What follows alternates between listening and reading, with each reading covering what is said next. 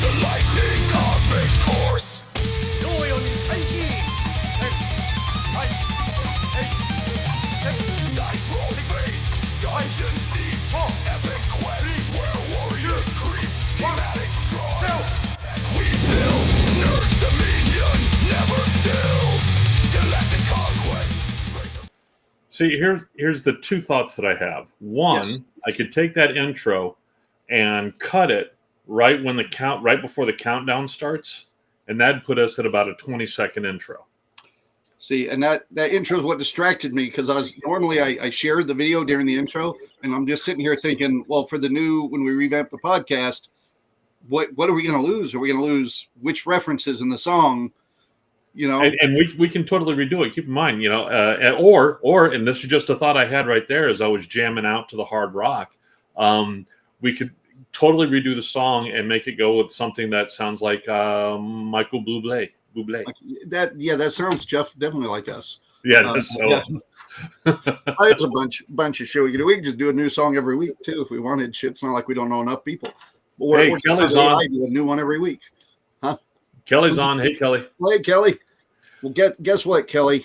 I'll talk about it later. But I got my 3D printer. One of them working, and the other one is just right there. So, how did it go with reflashing the firmware? It didn't. I just got all the info on how to redo it. So I've been trying to play mad catch up on just emails and festival stuff, and then today, amongst everything else, I also, since I had a printer working, I had to do some test prints. So I wanted to make sure everything came out good. And when I say test prints, I literally did 1, 2, 3, 4, 5, 6, 7 prints. I think that was just not having the printer going. So yeah, I was the one that you sent me. Let me see here. No, here it is. I did it. The base. This is 1/3 of the base at half scale. Just to give you an idea how large it's going to be. It's going to be pretty good size. You get a scale. Well, you did scale it down, didn't you? I scaled it down basically 50% down. And for those on the audio version, he's holding something a little bigger than Apple maybe right now. Yeah, and like I said, I put 3 of those together. That's going to be the base with the whole statue coming up. Matter of fact, I ordered an extra 2 kilograms of resin to be able to print everything because it's going to take a lot. You're printing resin, that's right. I want to say what it is, but I don't know if I can. So no, we can't because it's going to be for Jessica, and she can't know. It's going to be for her birthday, and I got 2 months to print it, and we'll see how that goes. All right, so I'm all set up now, ready to roll. Let's see, what's the measurements of the dinosaur? I need to get a new table for it. It's okay. Just watch the Flintstones and figure the measurements of Dino. Okay, it's about the size of Dino. It's hard to say. I want to grab these parts just so that people can know, and I'm sure anybody watches the podcast knows I'm printing up a giant He-Man dinosaur for him. Well, so this is the body without the butt. Huh? Is that at 100%, or did you increase it? No, this is the exact size of the toy, of the original prototype for the toy. It was right, and the guy didn't have a measurement on that? I don't know what the measurements are. They might be on the print, the same print you sent me, Kelly. But to give you an idea, this is without the butt, so it's about 2.5 feet long. Same thing with the head. It is almost about 2.5 feet long, and the tail's about the same. So you are looking at what 7, 8 feet. 7 feet. Wow. Yeah. And of course, the head can be lifted then, and the tail can be, the tail pretty much lays there. But lengthwise, you're going to need at least 6 feet of space, I think. And widthwise, you're going to need 2 feet. And then height-wise, depending if you have the tail up or not, you're going to need another 3 feet. 3, 4? Yeah. So it's going to be good size. I've already started painting some little parts, putting them together. It's a task, and I got to get back to it. Yep. But yeah, it's going to be good size. My concern with it right now is the initial design. The legs and stuff, they pop right on, which is great, but there's no like locks or anything. Like most toys you'd get, like the leg will pop on. There'll be a little feature that keeps it in. These just pop on. So if you want to play with it like a normal toy, I mean, those legs can come off. and that kind of bothers me. So like if you're playing with it, moving it around, those legs would end up coming off as you're playing. Yeah. Magnets. Yeah, I considered that. I didn't know. Right now I'm printing it up to the original design, and then if there's something, because Kelly's going to have a look at it and see. Another problem that I'm running into is, for example, I'm printing on my size printer, and about every foot or so you get a seam like this that I am puttying together. But then like on the back, there's a seam that goes all the way up, just like a toy would have. So do you, since you're making it like a toy, would you leave that seam in to make it look like a toy? Or do you cover all seams and try to make it look like a real dinosaur? No, it's a toy. You will have stuff like the jaw is going to move. So you're going to have the jaw seam, and the legs are going to move. So you're going to have leg seams. So right now my plan is to leave it like that. But once I get to right before I do any finalized painting, if I need to do any more puttying, I'll have Kelly come over, have a look at it, try it out, make sure, that kind of thing. But yeah, they're what decade is this toy prototype from? 1980s. So it's still the 1980s dinosaur. Yeah, it's 1987 to be exact, because it has the little. It came with the manufacturer prints on the print. So it's basically like a Land of the Lost dinosaur. In a way. All right. And as the Land of the Lost dinosaur, it's already not accurate to what we now know dinosaurs were like. So it needs to be a straight up toy. It's a toy. Make it a toy. Mm-hmm. I'll bring my He-Man toys over and we can play with it. Ooh, and maybe you'll build a pillow fort too. That'd be nice. Yeah, best $50 spent. Check your email again, Kelly, because I sent you the exact what that cost. It was a little more than $50. So double check that. Because with all, I think I did 10 rolls of filament. Ooh, yeah. Yeah. That's a smidge more. Yeah. I have been, it irritated me. It irritated me. I got my enterprise that I've been working on, I have it all lit. So now I just need to start painting, putting stuff together and painting. But as I was working on the chiller grills, all right, and test fitting those in there, I realized that where I have the blue COBs going around inside the nacelle, I didn't put them wrapped far enough forward around. And so here, let me show you. So you're saying it doesn't meet in the middle of the front of the ship? So it doesn't go far enough forward here. All right, you see how it's lit up here? Yep. Excuse me.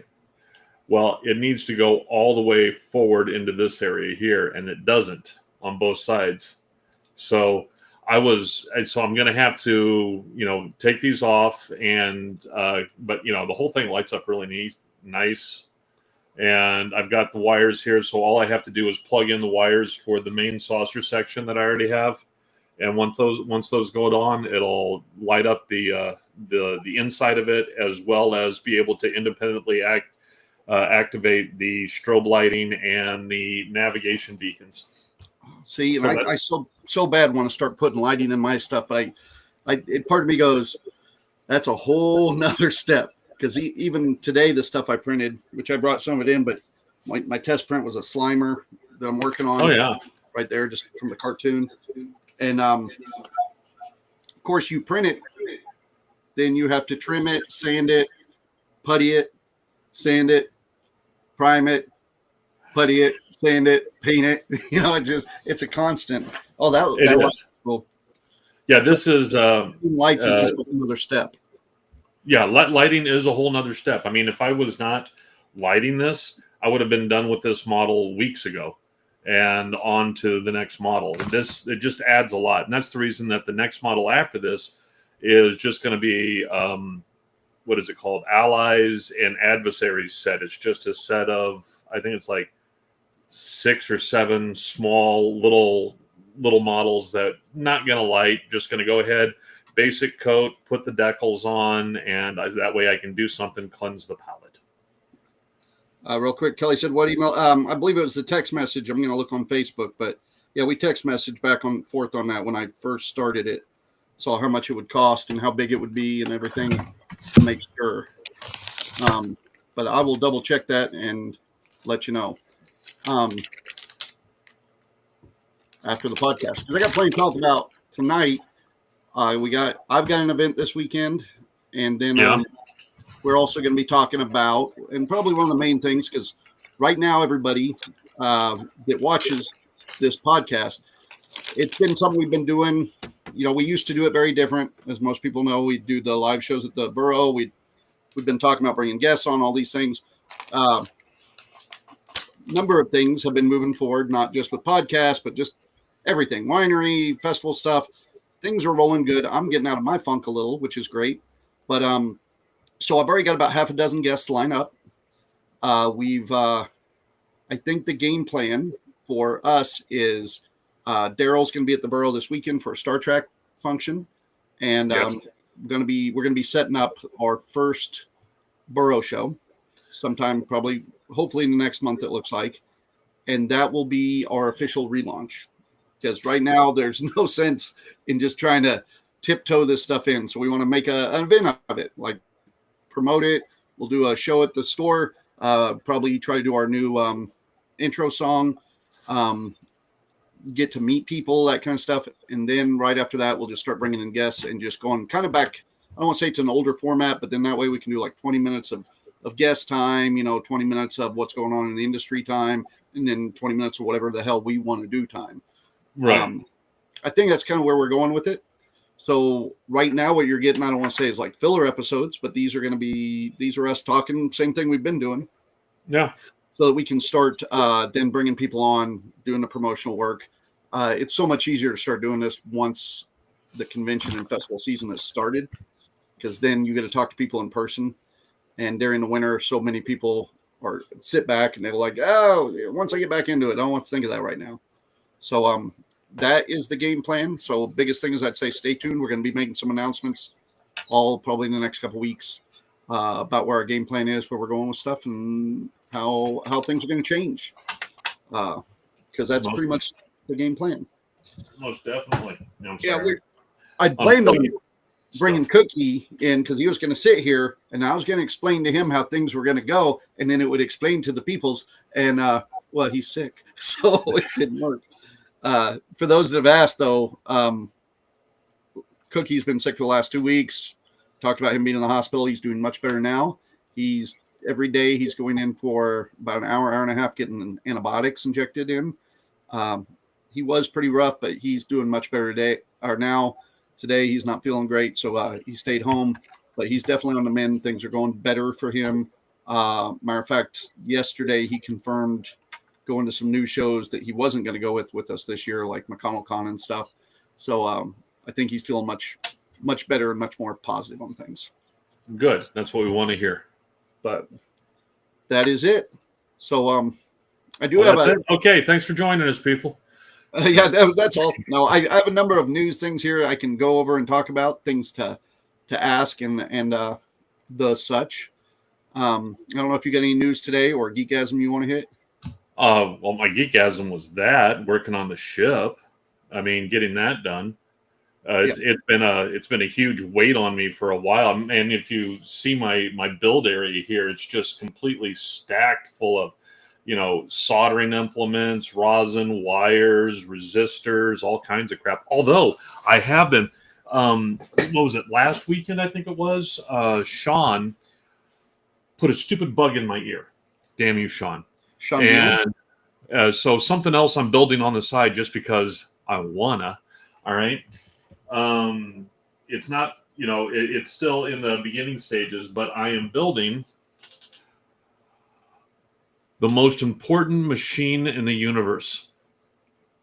You will recognize this from all kinds of sci-fi shows and movies from the 70s and 80s. Star Trek, Bruce Banner, the Incredible Hulk, Buck Rogers, all kinds of shows. I always had this. I still have to put in 2 tubes, and I'm going to run, LED filament through it, and the tubes are going to blink back and forth.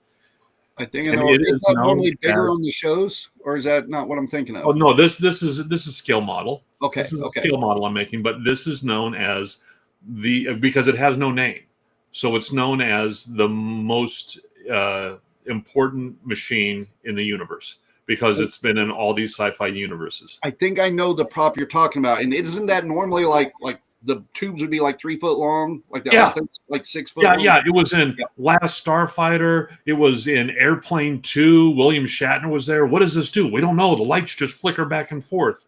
This has been in all of those. So Nice. I'm building this, and I'm going to use the DigiSparks that I have. I'm going to use those and some MOSFETs so I can go ahead and power the LED filaments and give them the blinking pattern that I want. And but I've got the only thing that I'm waiting on now is to get the filaments in. And once I get the filaments in, I can start assembling and painting and working on the electronics. Oh yeah, So it'd this be is really interesting to watch that come along then. Yep. Well, you should come down sometime. I should. I'll put that in my free time stuff. I will say, and a part of my geekgasm is just me being able to get off my ass and get shit done lately. Yeah. I did get confirmation from some festivals and stuff, which was good for geekgasm stuff, but just Tsunami Con stuff, which I think I kind of talked to you about. McConnell Con, got a lot of that set up. Found out we're going to get us a Blues Brothers concert at McConnell Con this year, which I'm excited about.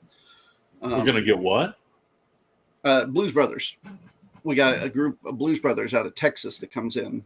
We used to work with one out of Kansas City that were real cool, but they're going to come in. They're going to do a couple shows. They're going to have a Bluesmobile there. I'm saying that because of my generation. That's really cool. So, but yeah, I'm excited about that. Matter of fact, that's kind of what got Cookie in bed with wanting to go to McConnell Con more now, is he's excited about getting to see the Blues Brothers. Is he going to be able to pass the background check to get in? I don't know. We're going to find out. So we're both worried about it, but then we talked Yeah, if about it happens, it happens. Yeah, he shouldn't have anything on his record. He just was always around the wrong people. So we worry about it. But as far as if I were to say I had a geekgasm this week, it would just be getting my printer going again. I've got to do a number of printing projects, which is good.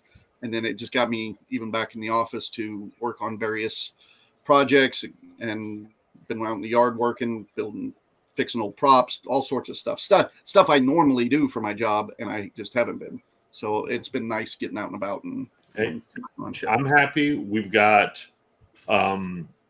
60 gallons of pomegranate wine that's ready to roll. I mean, it's ready to go from primary to secondary. It's already finished the fermentation according to the numbers. We just started that orange vanilla mead this last weekend, and that's cooking along. So I'm happy. I'm a happy camper. With what I did we got all the going. research on slushy machines this week. I think I got it narrowed down to about one used machine we might want to get, but there's 2 new machines we might want to look at. So I think hopefully in next Ren Fair we'll have a slushy. We'll see. What we need to do first is we need to find somebody that has just a home one, so we can try recipes. Test doing it. Because that's the concern I think we talked about a little bit the other day is with wine slushies, if you have to change the recipe at all of the wine going into the slushy, like if you got to make the syrup thicker or something like that, then that's a whole nother. It's like making new wine. No, do a whole new recipe, isn't it? No, it will be good to go. Jessica says hi. Yeah, I forgot you can see her in your monitor. I thought I was like getting a slide one on you, waving at your wife. No. So.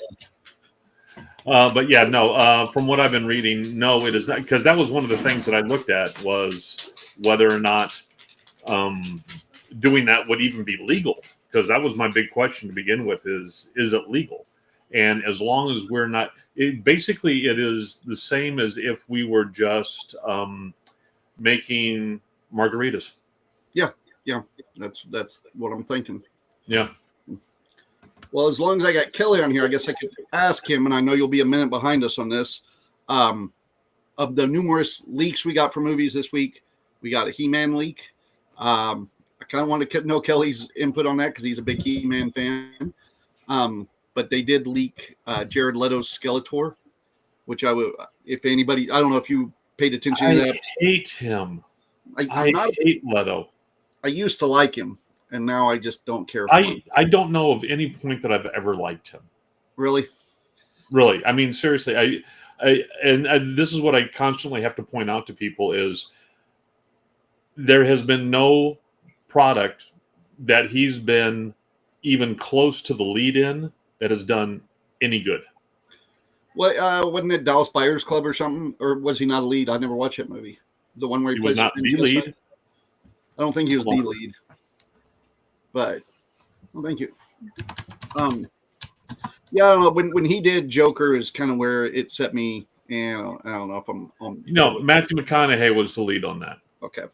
Well, I knew he was one of the leads. I didn't know if that was like an ensemble movie or not, or just that was an ensemble. But no, if you look at especially anything that he is, they've pushed him as a Morbius, huge part. He's the guy. Yeah, Morbius or the Joker, anything that where they've really pushed him, and it's got to hinge on him. He sucks. Kelly agrees. Leto sucks. Yeah, and if you see the behind the scenes leaks that they did, they've done some other leaks, but the behind the scene leaks, it looks like somebody is flying a drone over.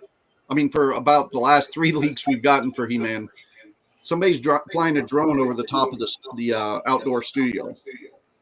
So you're getting everything from like a couple 100 feet away, and it's blurry and you can't tell.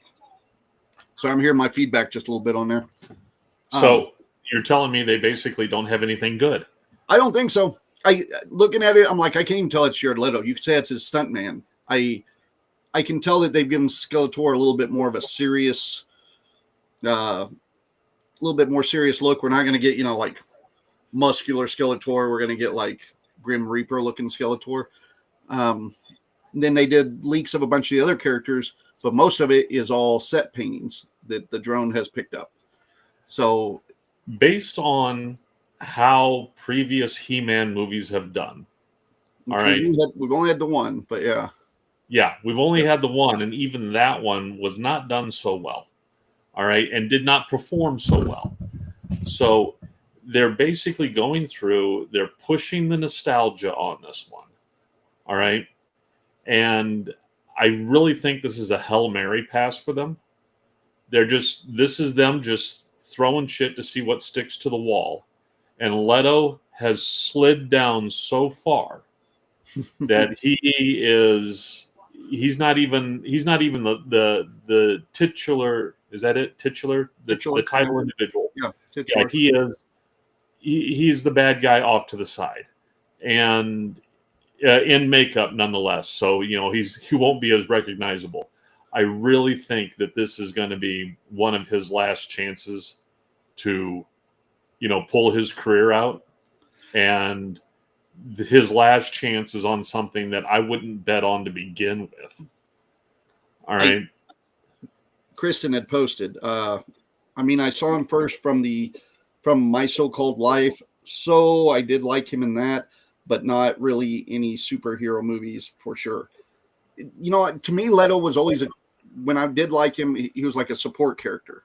Yes. Like he's good in this scene, but he shouldn't be like a main character or anything. It's almost like ego just drips from him. I can't absorb it. I just don't. It's just too much. Yeah. He is not as good an actor as he believes himself to be. It's like the old days of watching Van Halen where like David Lee Roth would be up there just like, look at me. And you're like, actually like a lot of the other guys in the band, and then Sammy gets in and you're like, oh, good. That's the way it should have been to begin with. That's how I've always felt. Fight me for it, whatever. But that's kind of him with Leto. Like he shouldn't be the lead singer of the band, but he could be like a backup. He could be the roadie. I'm cool with the roadie.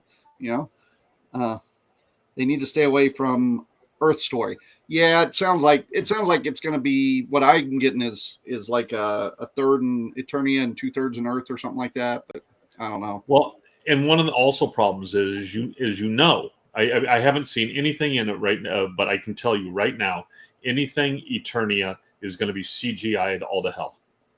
Yeah, when you see the drone footage flying over, you can see all the base stuff, and it's mostly Eternia stuff, but it's that, like where you see like there's 4 big pillars and like an altar, and then everything else is green screen behind it, or that kind of stuff. So there's some interactive props or whatever, but it's going to be a lot, and it probably should be. In fairness, it's like but you and I are both devotees of the practical effect. Yes, yeah. Oh, I'm a big practical effect guy for sure.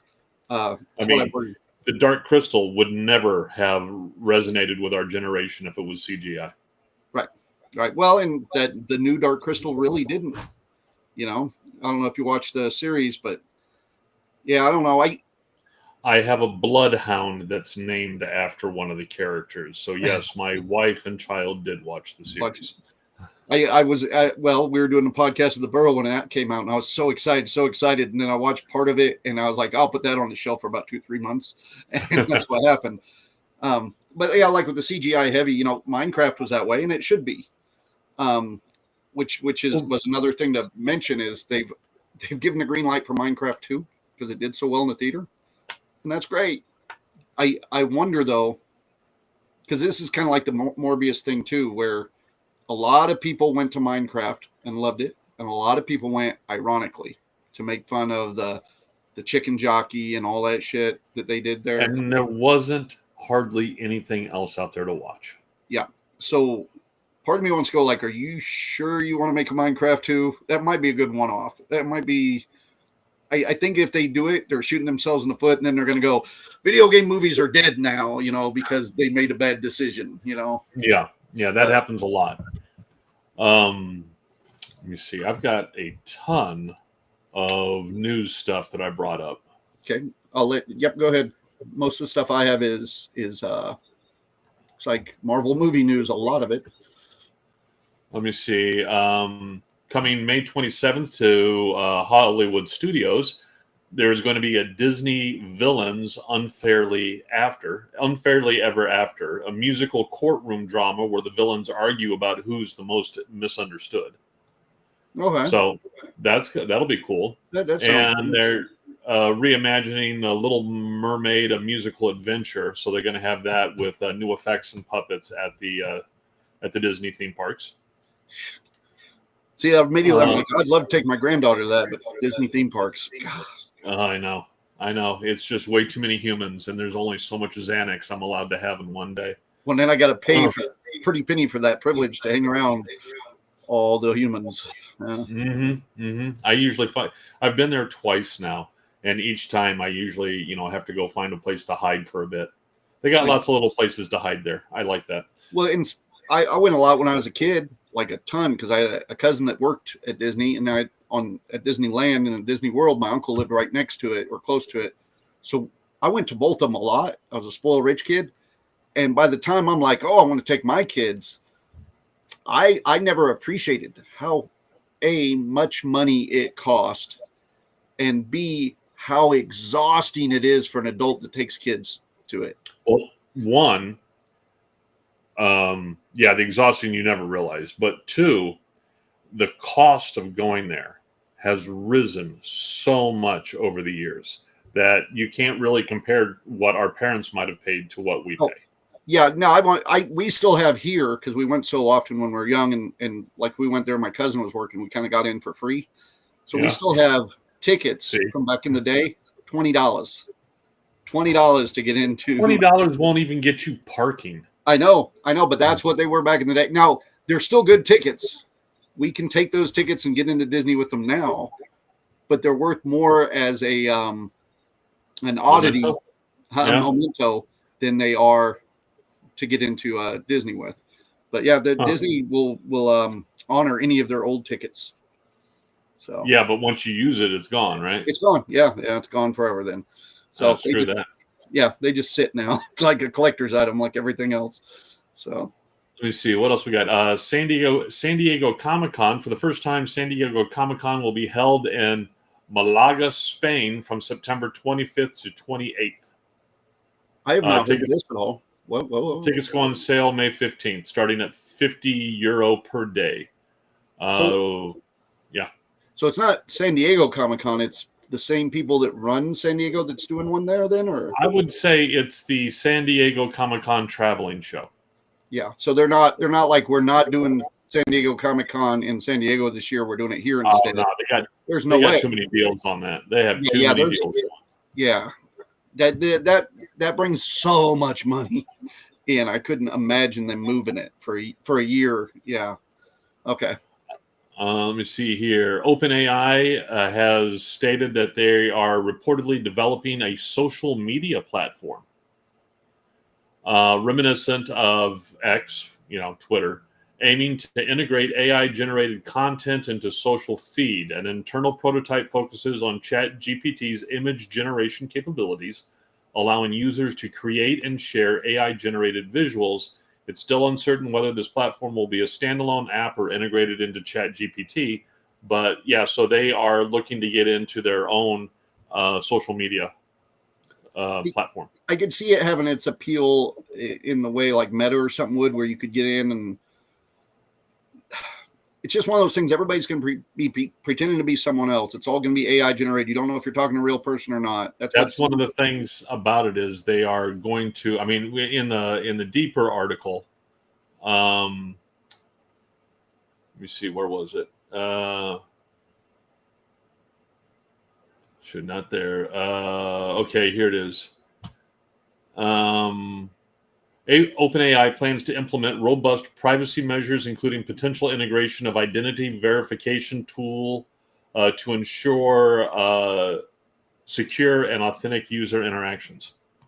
So they're looking to fight against that as it is right now. But my main thing is I think secretly that Sam Altman, who is the head of OpenAI, he's got a lot of beef going with Elon Musk because Elon Musk was a part of the original project for OpenAI. And then there was some bad blood and Elon Musk said, I'm taking my football and leaving. And then once OpenAI kicked out ChatGPT 2.0, and that's when that happened, 2023 in November, and it was the big deal. Then Elon Musk wanted back in, and they told him kiss off. So he's been trying all kinds of lawsuits and stuff against them.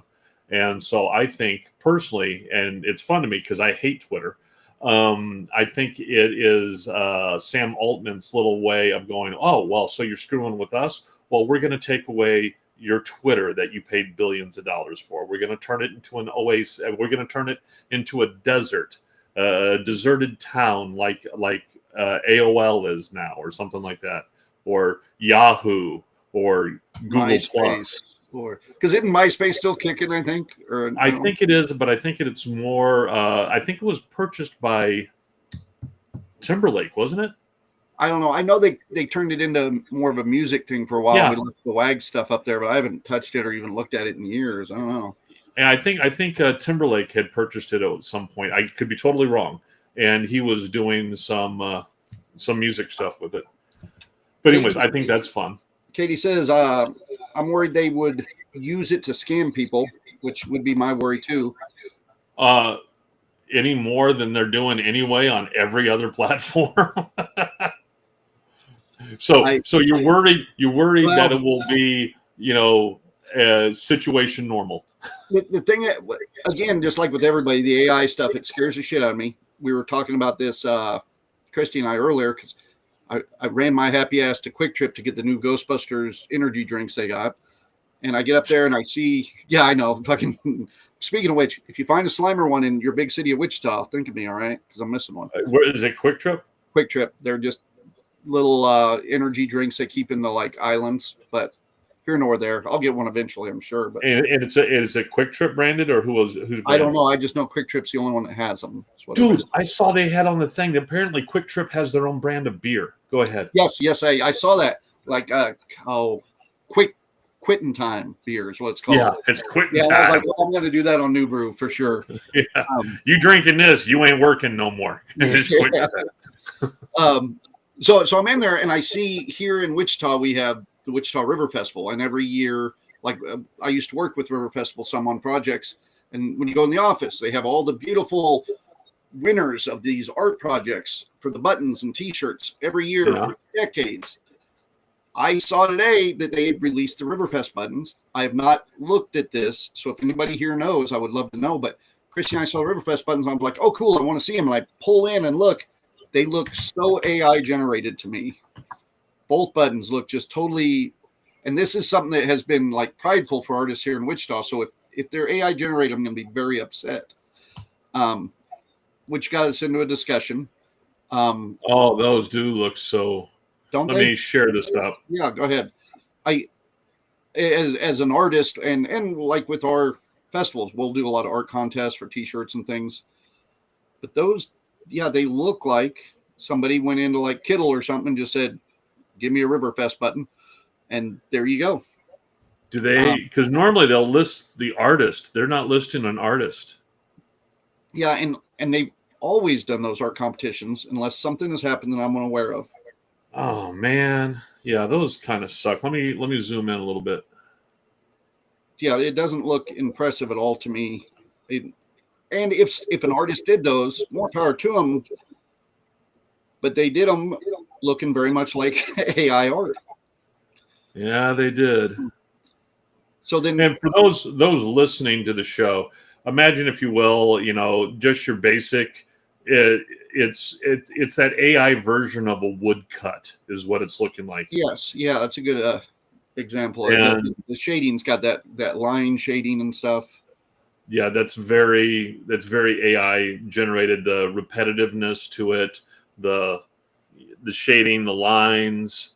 Look at the oars on the. Okay, first off, why are you having two oars on a canoe up on top? You have the guy rowing the canoe as if it is a rowboat.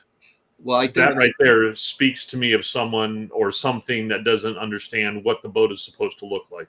right. Yeah, I don't know that either of these depict what Riverfest. I mean, yeah, they got a guitar and saxophone on there for music and stuff. It just doesn't seem to depict Riverfest to me.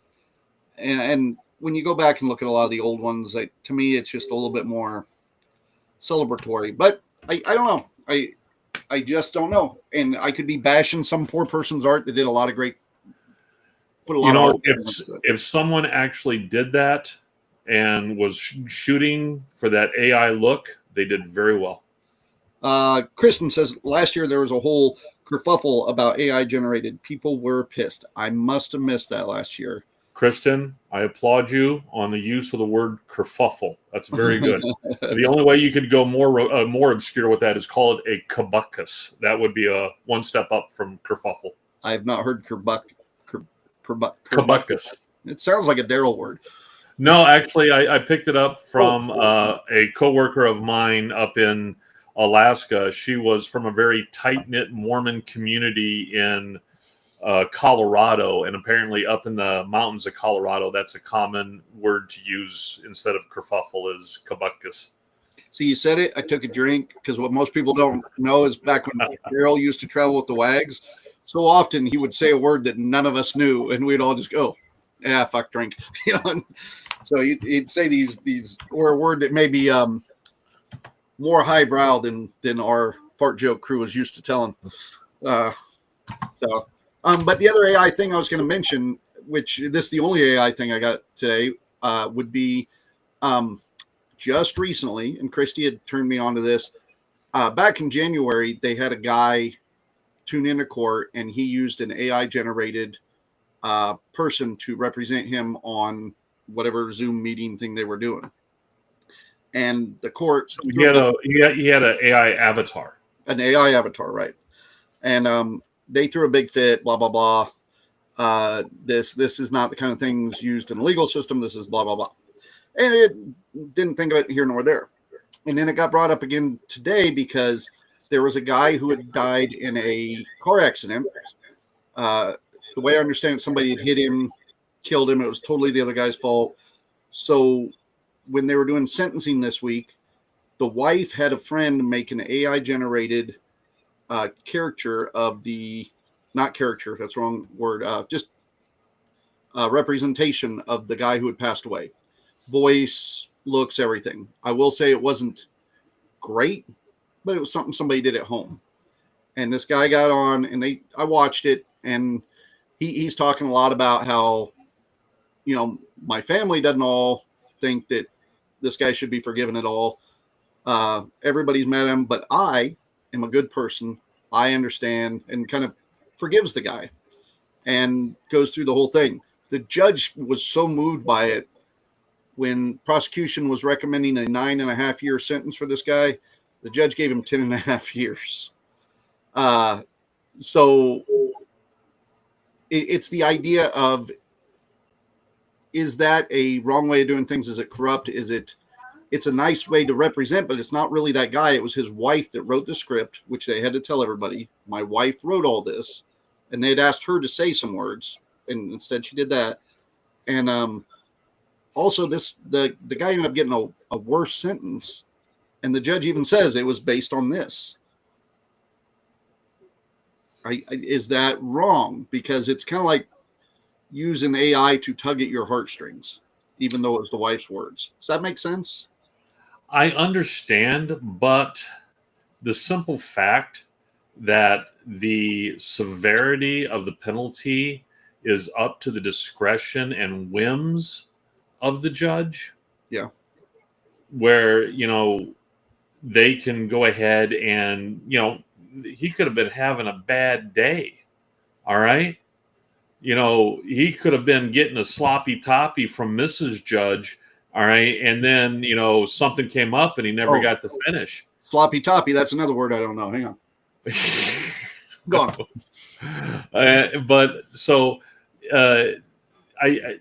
The simple fact that our court system makes the sentencing arbitrary is already a negative, and that has so many impacts when it comes into racism, sexism, and stuff like that.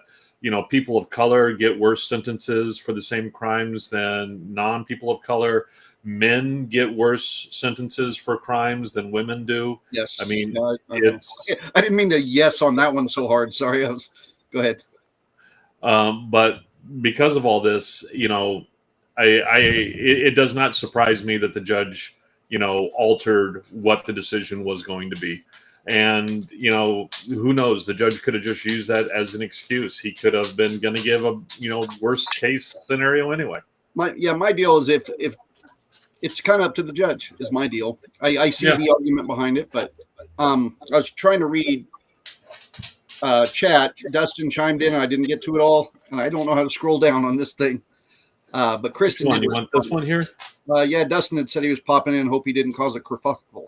Kerbuckus. There you go. Kerbuckus. K-A Buckus. Now you're gonna make me look it up because I know I looked it up once. Oh, so Kristen was commenting on the Riverfest button last year, and I do remember this. He had used AI to modify the artwork, and people threw a fit. Says the guy who made the art last year did use AI, then modified it slightly in a graphic program. She did send a link to that.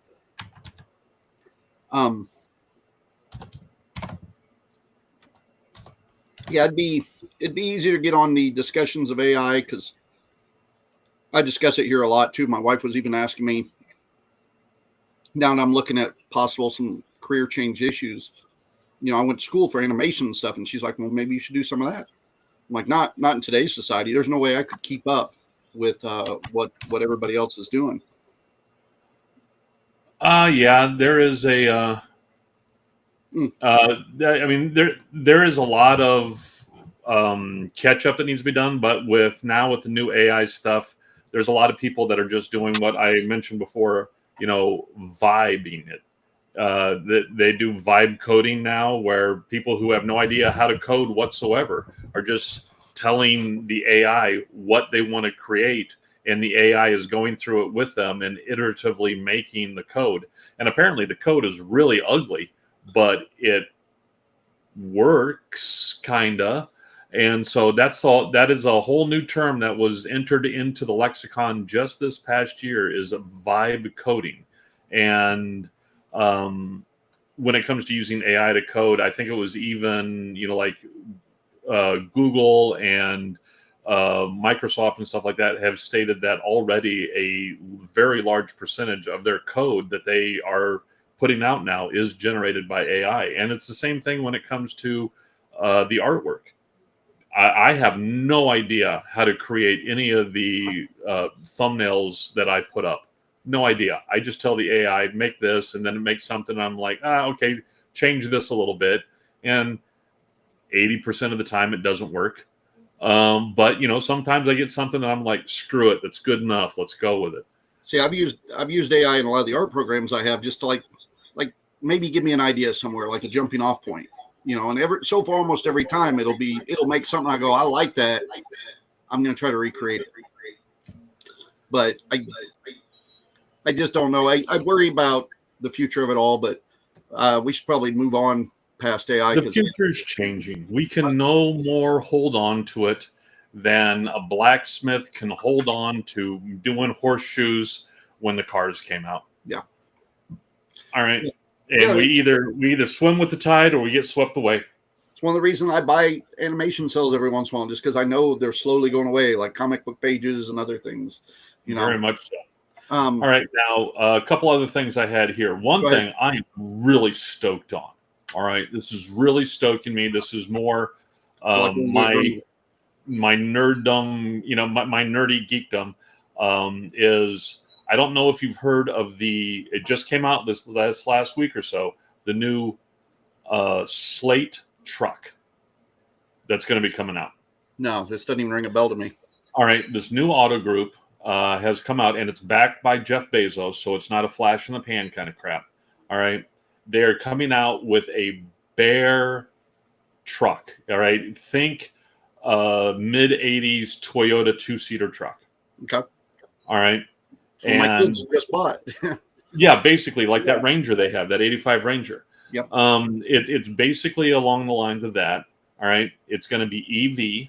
All right. With like the base, you know, 150-mile range. And after the EV tax credit, it's going to come out to $20,000 for the truck. All right. But their thing is that it is going to be infinitely customizable. It comes out, they call it the blank slate because the panels on it are plastic, just like the Corvette and everything else is, but it's just a plastic gray all the way through. So you don't have to worry about scratches or anything like that. But on the website, if you go to the Slate truck, you can start customizing it. It's made to take wraps. So you can put any color wrap on it you want. They'll put the wrap on from a authorized dealer, or you can have the wrap sent to you and you put the wrap on. All right. And there's just all kinds of customizations. This truck is so bare bones. It comes with AC and heat. You get that. There's no stereo, but you can have a little mount there so you can mount up a Bluetooth speaker. All right. Or, you know, another more like that 85 the boys bought.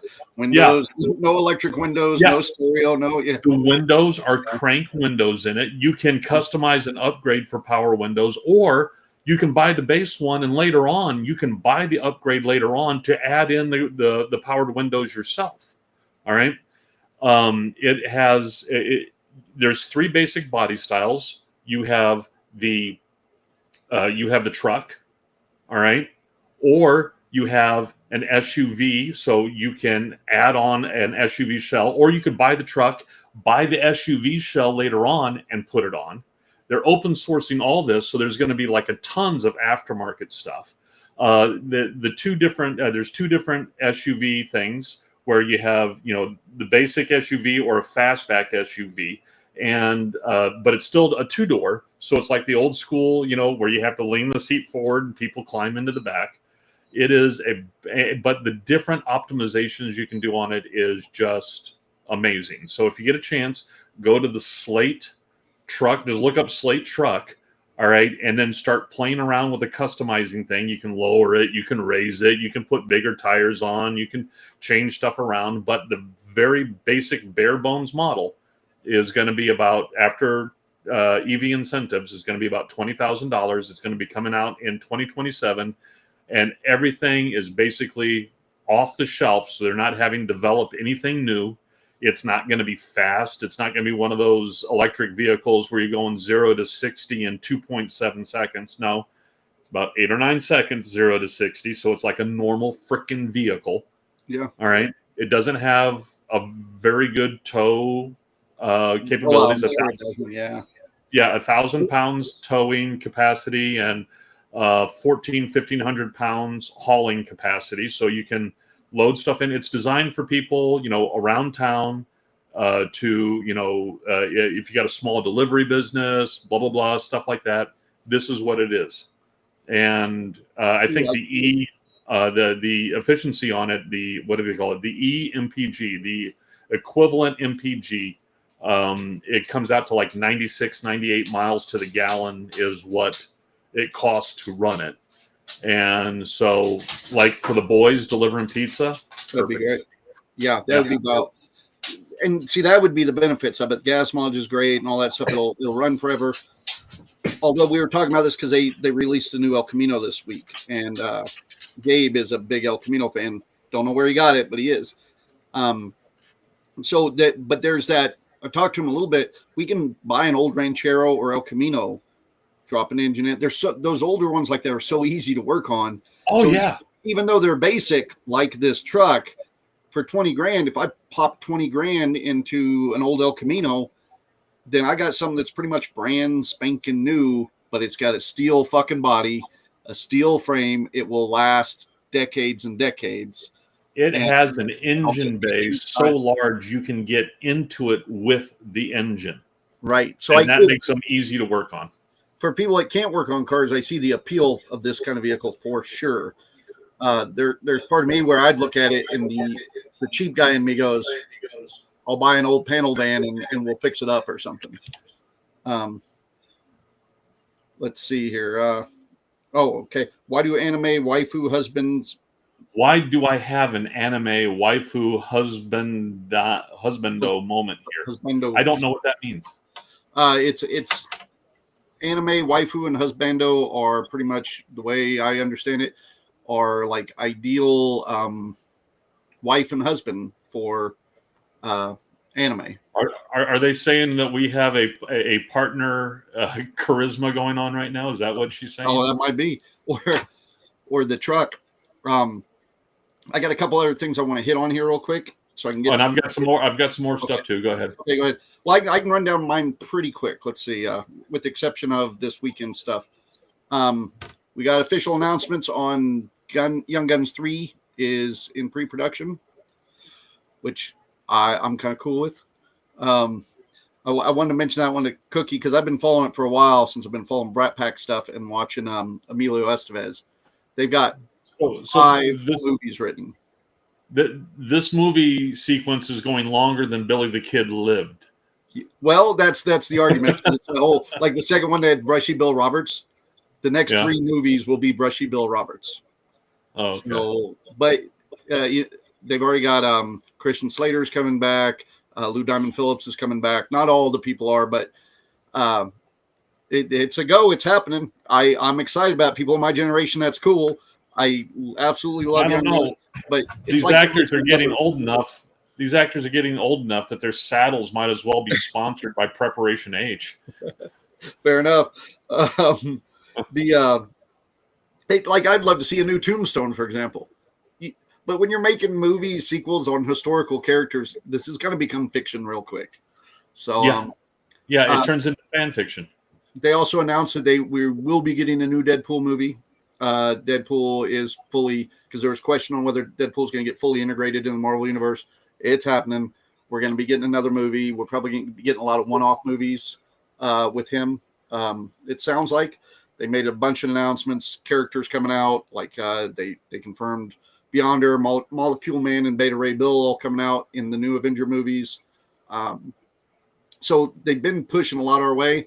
I would say as far as that, for Marvel movies, the big news this week was Alan Cummings did a interview on him fighting in what he calls the new X-Men movie, because I don't think he knows the difference between X-Men, Avengers, and all this stuff. So, but on that he's going to be fighting Reed Richards and all that, and they're going to be doing an X-Men versus Avengers fight scene in the new movie, which isn't a big surprise to me.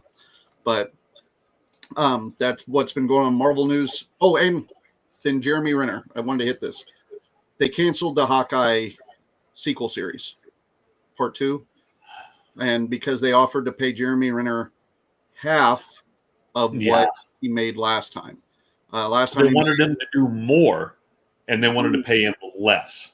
And it's a little harder for him to do more, but he's willing to. And he said no. There's talks they may still be doing a Kate Bishop sequel, and that that Hawkeye will probably still make appearances in the next 2 Avengers movies, but that will probably be it. I'm with him on this one. I mean, he knows his worth. He's a good. I mean, that one Hawkeye series that came out. Yeah. I think he did rather well in. I liked that. I really enjoyed the Avengers musical at the beginning. I thought that was hilarious. I would like to see some more Jeremy Renner, and he can just come in, make cameos, whatever. That's good. But yeah, it's the idea of a little bit like a lot of people are saying they're paying him less because he's injured, and that's the controversy because he's not exactly. Well, they might as well just pay him less because he's a woman. Yeah, but they're saying he's not getting a lot of knocks at the door and stuff. I don't know if it's that or Disney's like, okay, we paid like $20 million an actor this last Avengers movie. We can't do that shit again because look at how fewer people are going to the theaters. Now, and this is a TV streaming series, so it's a bad argument. But I could see Disney just going, well, let's pull back. And Renner even said it's a totally different department. It's not the people running the show. Marvel has its own just negotiation department that takes care of pretty much everybody but the bigwigs like Robert Downey Jr. Right. And so he even understands. But so right now it's up in limbo. We might not be getting any more Hawkeye. We'll see. And you know what? I'm okay with that for two reasons. One, he knows his value. Yes. And he's already made a shit ton of money. All right. So he's 500,000 an episode last time. So he's comfortable. He can go ahead and choose what he's going to do and what he's not going to do. I totally support any actor doing that. Yeah. But two, all right, we have always, harped on the fact that they just keep going over the same stuff again and again, pulling the same characters back and not exploring the huge world of intellectual property that they have in any of these IPs. And him saying no to that will open it up to them exploring other things in the IP because they won't be doing the Hawkeye. See, that was another conversation we're having this week, mainly on I'm trying to look at my notes of what brought it up. There was another thing that brought it up, but how many of these characters, now that Marvel owns all the rights, some of those characters, like Fantastic Four, they have to make a movie of so often. Otherwise, they lose movie rights. So they're talking like they're going to be throwing cameos into TV shows and shit all the time, little crossovers just to keep the characters live. And now with the multiverse, they're going to be doing a lot of it. But they'd made an announcement this week that they're going to be throwing in the next two Avengers movies, especially Secret Wars, they're going to throw in tons of character fodder is what they're saying is going to happen. So imagine all these third-rate characters that like hardly anybody knows about. Like, let's say, I don't know, Spider-Man 2099, for example. And I'm pulling him out just for you. But I know he is. But a character like that to where they're going to go probably even lesser. I'll use my favorite, Longshot, because more people know 2099 than Longshot. So those will be characters that like all of a sudden there they are in Battle World, and you're going to get to know them just for enough so that they can die in the next scene. Because right now they can kill off everybody because it's all the multiverse shit. Yeah. So they're saying they're going to use a bunch of these characters so they can kill them off. And the theory is that they won't. Then that way they can like since you got to have them in so many movies every so many years, they can just go, yeah, we used that character, or we made mention of that character, and that's good enough. So there might be a good chance a lot of us get our favorite characters, and they just unceremoniously die. Oh well, but it's not like they're not redoing these worlds every freaking 10 years anyway. I mean, what was the joke? How many times did we see Uncle Ben die? Yeah. And how many times did we watch Batman's parents go down? I think that's why, like with the new Fantastic Four and stuff, we're not seeing that origin stories and shit. Everything's just kind of happening. Yeah. All right. A couple more things I had. Just some cool things. Let me see here. They have early detection of pancreatic cancer. They developed a blood test capable of detecting early stage pancreatic cancer with 85% accuracy. They came out with a biodegradable pacemaker that is only 3.5 millimeters long, designed for temporary use. Can be just injected. It's non-invasive. That sounds pretty impressive there. Shit. Yeah, let me see. Energy innovations. The nuclear fusion reactor. Fusion is the combining, not fission. Fission is what we have, where it's the breakdown of nuclear material that generates heat. The fusion is what our sun does. All right. And that's always been the holy grail. Well, the France's tokamak reactor achieved a new world record by maintaining fusion plasma for 1,337 seconds. So that's pretty cool. Let me see. University of Cambridge has developed a solar-powered reactor that captures carbon dioxide directly from the air and converts it into sustainable fuel, which is cool. But in my opinion, they should really work more on methane on that instead of carbon. But that's just me. Let me see. Miniature AI chips. Researchers have created an AI chip smaller than a grain of salt, capable of decoding images at light speed with minimal energy consumption. That's just it's like those little bugs that came out recently that like fit on the head of a pin. Yep. You see those like little oh man. I Yeah, just don't to make sure that's small. Things are just going faster and faster, man. They've come out with some new quantum computing chips that eliminate errors by up to 90%. The Firefly Aerospace's Blue Ghost Mission 1 successfully landed on the moon's Mare Cerizium. So that's a private company landing stuff on the moon. I didn't hear about this either. Shit. Shows how different things show up in our feeds and stuff. And one really cool one, that's the last one I just wanted to throw in. This is a couple of weeks old, but when it came out, I was like, oh my goodness, this is something cool that they're doing with AI. Google has unveiled Dolphin Gemma, a AI model developed in collaboration with Georgia Tech and the Wild Dolphin Project. This model analyzes decades of dolphin vocalizations to decode and replicate their communication patterns. So they're using AI to help finally not talk to, is to understand their language to begin with. It will be probably another decade or so once they, crack it. It'll be another decade or so before we're able to actually talk with dolphins, the murderous rapists that they are. But this is, completing this, the cetacean hearing augmentation telemetry system facilitates two-way communications by associating synthetic whistles with specific objects, allowing researchers to engage in interactive exchanges with dolphins. This initiative represents a significant step towards meaningful interspecies communication. So, thanks to AI, we're finally going to be able to talk to animals. Honestly, that will probably be in our lifetime. I am so excited for that.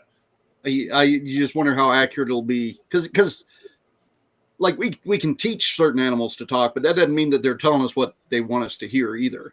Exactly. So it's more like we can listen in and see what they're saying behind our backs is the important part. It's going to be like if you actually know Spanish around some Spanish people, and they don't know that you know Spanish. That's what it'll be.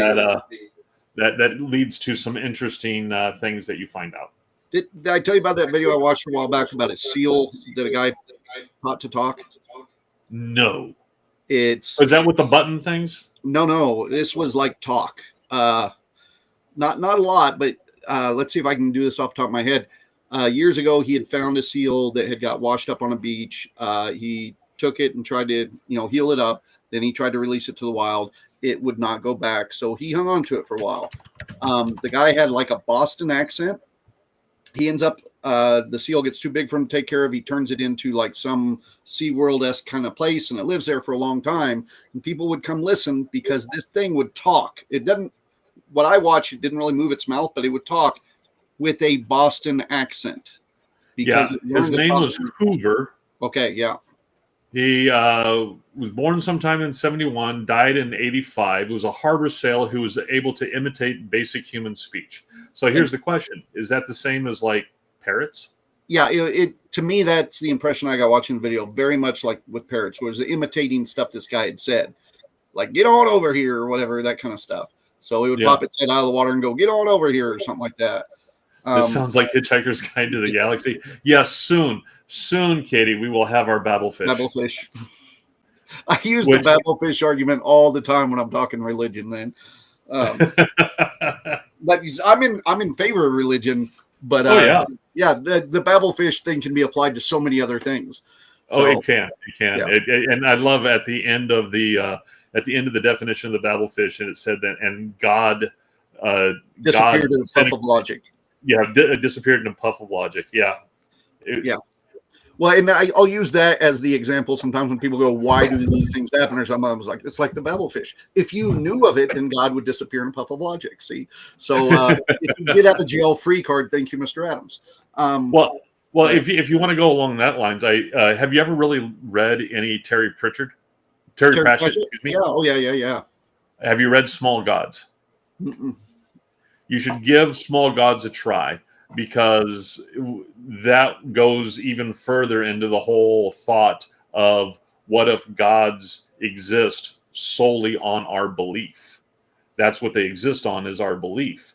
And in Small Gods, you have one of the major gods who, unfortunately, his followers have strayed so far away from what he is and what, the foundation of his belief, that he comes down from the heavens to visit, and unbeknownst to him, his followers are strayed so far, there's only one true believer left.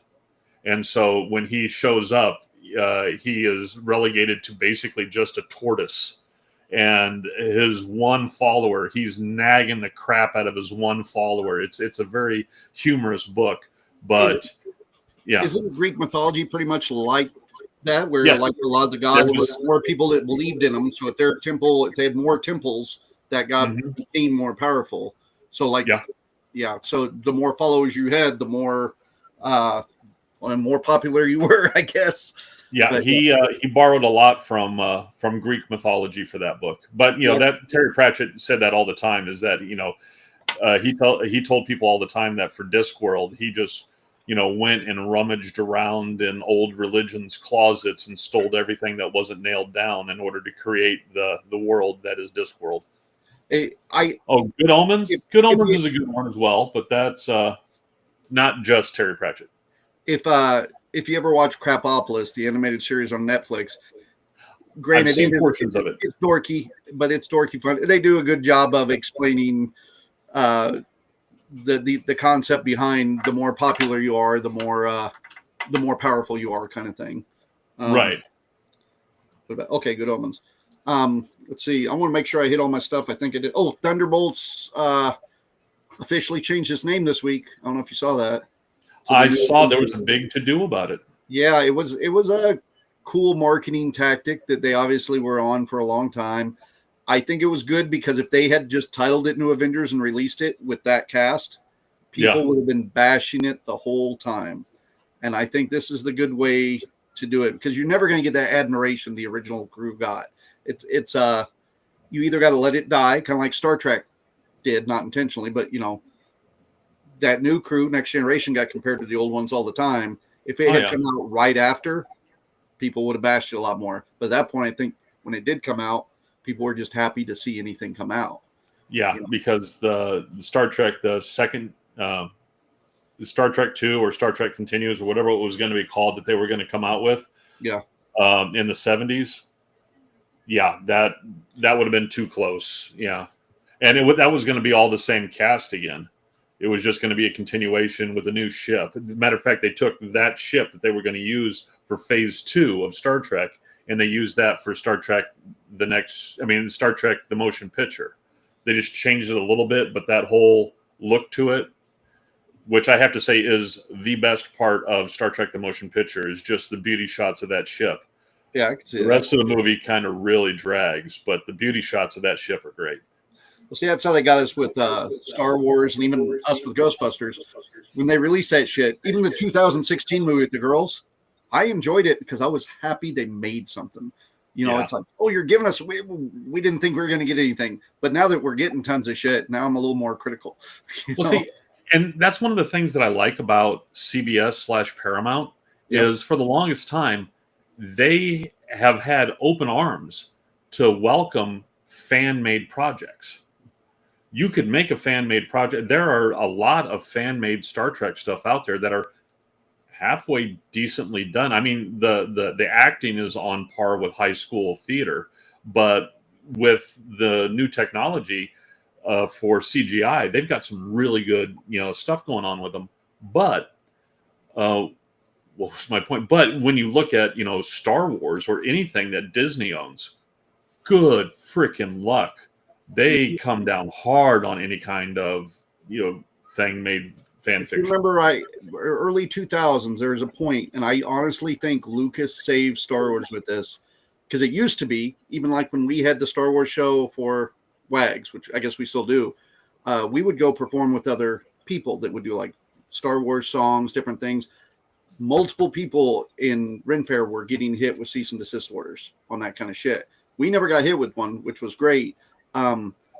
But there was a point in time where Lucas finally came out and said, because they used to come after everybody, and he finally said, "Oh, the only thing keeping this alive is the fans." So then it's like, oh, we welcome all that shit, but then that lasts up until the Disney buyout, and you can still get away with shit, but you better not be making money on it. That's the biggest thing. That's the thing with the CBS stuff, is I don't think they're allowed to make money off of it. But if it gets to such a point where they can make money off of it, like some of the, I think in New York, somebody has gotten most of the old set from the original series and has recreated the set and does tours on it and stuff like that. I think they had to, purchase the rights to do that. This year is Star Trek's 59th anniversary. Go ahead. There was a group I used to work with in Topeka that had, I got pictures of us on the deck. They had a whole deck like that they traveled with. It wasn't the original. It's something they built. No. But you could get on, and it was like the consoles. You could sit over in a horrors thing. You'd sit in the captain's chair. I don't know whatever happened with them. I haven't seen them for 10 years. But they used to travel around with that just from convention to convention. You could... man, now I need to track those guys down, see if they got that shit sitting in a garage somewhere. It would look good in your garage. Yeah, I would like it. I would go get a trailer for my Slate truck and bring it up one piece at a time, because it's only got 1,000-pound pulling capacity. Let's see. I know we're about over with here. Let's see. I don't know if I mentioned it. One of the new movies they announced this week. Oh, I did mention the Deadpool. I got shit I could talk about, but I think we got it all. With the exception of this weekend. This weekend, our Ghostbuster group, not the WAGs, are doing a show at the Boulevard Theaters Saturday from 5 to 8. We're going to be up there doing pictures. We're going to have a gunner's chair where you can come in and get pictures that we CGI Slimer in there with you and stuff. And I shouldn't say we. James is doing that. He set that up. I don't want to take credit for shit he's doing. We're going to have a number of Ghostbusters there. You can put on a pack, do pictures. We're going to have gear you can look at. They're going to be showing the latest Ghostbuster movie, Frozen Empire. Christy and Christina are going to be going up there. So if anybody's in the area wants to come up, visit it. All the money is going to charity. It's just a new program we're trying to do with Boulevard Theater. They're already doing stuff with Leaf Yonker and them for the fall for the horror festival. So just trying to get some more stuff like that going here. And so it should be a good time. If anybody wants to come out, Saturday, Boulevard Theaters. We're going to be doing 2 showings of the movie, I believe. So I'll post up a link to the event on Concast page later tonight. Oh, that's cool. And this weekend for the Star Trek group that I'm in is the monthly meeting out at the Burrow. So if anybody wants to come out or just head out to the Burrow, check out what they got going out at the Burrow. They've always got cool stuff happening in all their different little breakaway rooms in back, as well as they have some really, matter of fact, I was going to pick up a t-shirt that they have there for my brother's birthday coming up. Yeah. They have you know how you'll see like where it's got like the sun or the moon and on the figures walking past in silhouette. Yeah. Well, they have one where if you look at the figures closely, it's all of the characters from the D&D animated series. Animated. That site I sent you, they've got all the animated D&D prints. You can 3D print the characters. Oh wow! Yeah, no, I'm not going to do that for him. He's not that much. He's a closet geek. He's a very closeted geek. I'm glad you said, because you're talking Zach, right? Yeah. Because I was like, ooh, what's Zach into? As soon as you said it, because I was going to ask you after the podcast, but then you said, I don't know what all his geekdoms are. No, he's got an original from when he was a little kid. He's got his original Millennium Falcon toy. Yeah, I never got that from Millennium Falcon. I used to play with kids I didn't like because they had the toys. Yeah. I would always just watch for the kids I didn't like when they were having a garage sale. That's fucking, so I could go steal. My parents spoiled us and bought us a bunch of shit, but I never got an AT-AT, I didn't get the big ones because I got an AT-AT. I never did. I got ATST and Jessica got it for me as a Father's Day present, I think it was like 8-10 years ago. Oh, well, if you're talking now, I got an AT-AT now. I got a Millennium Falcon now. I got that shit now. But when I was a kid, I never, as a kid, I never had any of it. I think the only geek thing like that they ever got me was when I was in my early teens. They got me one Transformer toy. It was Ramjet. Oh yeah. I don't remember. That was the only geek thing that they ever got me. Although I do have to give my parents props. I remember at one point I asked my mom at one point, because I remember we always had a tradition that for Easter, not only did you get the basket for Easter, but you also got a book. Always got a book in the basket. I always got a comic book, so similar thing, only it just shows the class of family, I guess. But I remember one year my older brother Larry got a copy of the Bible in his Easter basket. My younger sister, she got a children's copy of the Bible, and I got already, huh? Yeah, they got me a copy of The Two Towers, the second book in the Lord of the Rings series. And I asked my mom a couple years later, I was like, why did Larry get a Bible and Danny get a Bible, but I got The Two Towers? And she looked at me, she goes, even back then, we knew religion was not your thing, Daryl. So we just didn't do it. Yeah, no, see, they even knew that had the little religious elements in it. They're like, we got to sneak it into them through Tolkien's writing or something. Oh no, that's more. That was more Narnia. Had that. C.S. Lewis was really high on it, but C.S. Lewis and Tolkien, I don't know if you know the whole relationship between them or anything. They would do like bets and challenges to each other on implementing religion into their series. Yeah, but Lewis was just better at it.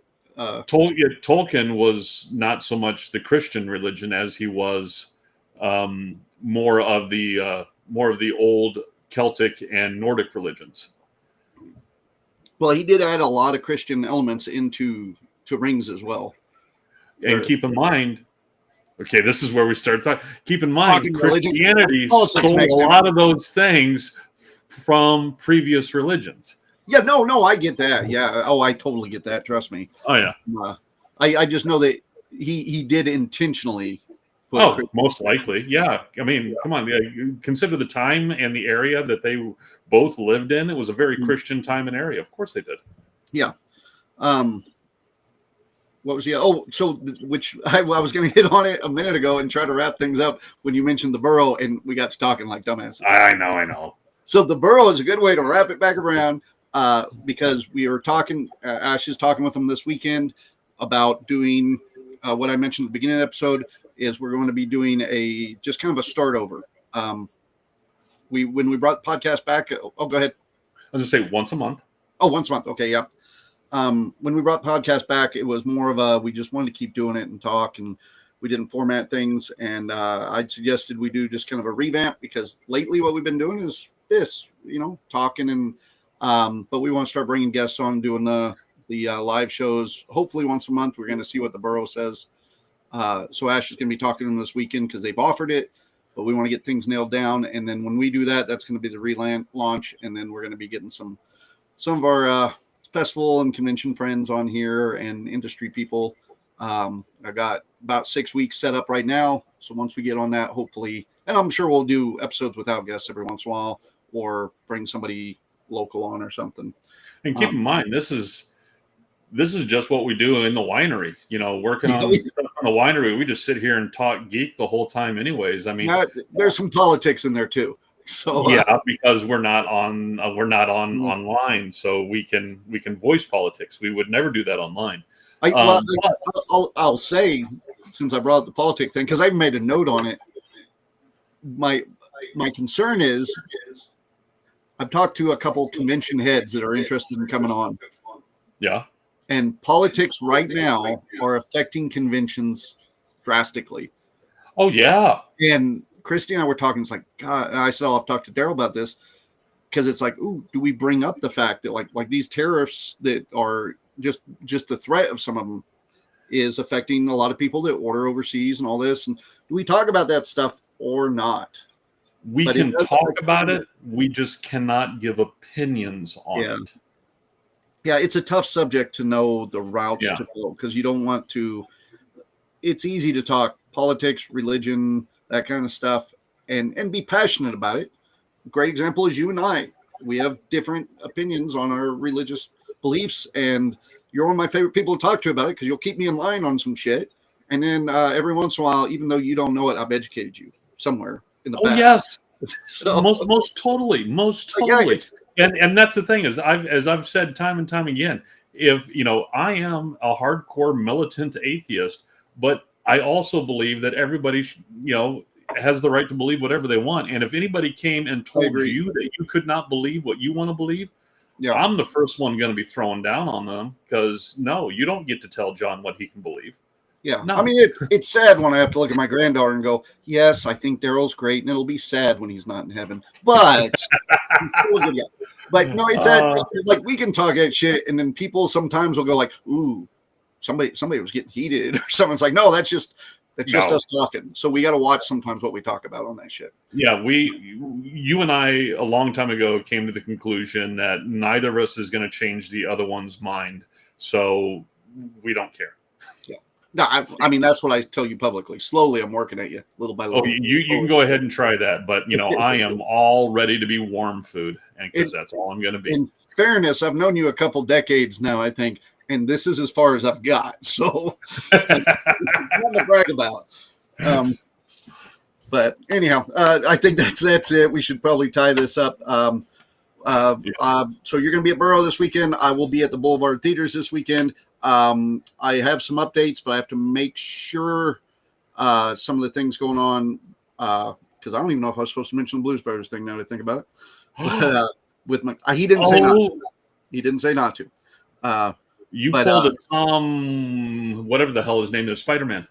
Oh yeah. No, I don't think I did, because another thing they're adding in is they're trying to put in a car show. I'm trying to get them some extra connections there too. So they're really want to bring in more, but they're moving us from outside to inside this year. So I'm happy with that.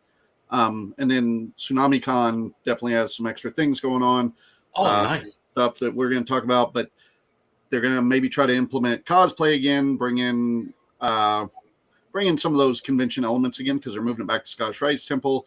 So everybody's got different ideas that we're working on. Tried to get all the cons working together, I think, and everybody's on board with it. I think just about everybody in Wichita is pretty helpful. It would actually behoove, because you are an owner of a con, Mhm. all right? It would behoove you and the other con owners to all get together, just like once a quarter or once or twice a year. Everybody show up for a nice lunch or dinner somewhere, and that way you can all sit there and say what's going on and what you have planned and what dates are, and all work together. That would be a nice thing. I think that's a great, and I've really tried to implement that stuff here locally. Sometimes that'll backfire. Like I've mentioned the story many times years ago where I did a panel where I brought in con heads from multiple states, and we did a panel. Everything went well, but there was one person in the panel that made it about themselves, and it caused major drama on the internet from coast to coast for a little bit. And then there are some con heads where there's always just that one that goes, that's not for me. You're all my competition or something like that. There's always that, you don't have to have everyone to kick it off, man. You can just have, but leave it as an open invite for everybody. Right. And I think for the most part here locally in Wichita, our con heads, everybody seems to be getting pretty well along. I mean, Everybody, even the ones that we don't go to each other's cons, like a great example is Bam that does Flying Monkey Con. We all get along great with Bam. He's a good guy. Yeah, he's a great guy. Yeah. And I'm not saying that just because I want my wine in his establishment. He's a good guy. But so even the ones where we're not all working with each other on that stuff, everybody seems to get along and just want to push. But also we're at a spot now where we're getting new cons from people from out of state that don't live here that are bringing them in. So now that dynamic's real good here, it's probably going to get fucked up. We'll see. Well, and that's the reason you need to solidify that dynamic. That way everybody has a unified front that they can put forth to any, interlopers coming in, any carpetbaggers from out of town. Look at me using my Civil War genre there, my Jim Crow era carpetbagger mentality. Gotcha. But anyways, we're sitting at an hour and a half, dude. Yeah, and I can smell supper in the other room, and we went a half hour over again with not a lot to talk about. No real formula. We just went, man. And that was Cookie not showing up today too. So that's it. You're going to probably get a couple more episodes of us doing this, and then when we do our borough, which we hope to see some people there, maybe we'll go do dinner or something afterwards like we used to, and then start getting some guests in and stuff. So. Yeah, most definitely. It'll be a slow burn to start with, as per usual. But if it's anything like last time, we'll be packing the house within a couple months. That's what I hope. Because even if it's not a good show, I so miss like here we talk in the chat. I miss that immediate, where somebody says something in the audience, and then ooh, let's have a conversation about that. And then sometimes you find out you didn't know near as much as that one person that showed up. Oh yeah, every week and never said shit that they used to like, RoboCop or something, or I love. Yeah, leave Roberto out of this. Yeah, I only did it because he's not here today. Screw that guy. All right, hi Jess. All right, yeah, we're tying it up right now, honey. Okay. I'm just All right. see what you guys are doing. All right. Hugs and kisses, guys. We will all right. see you in a week. See everybody in a week. Bye bye.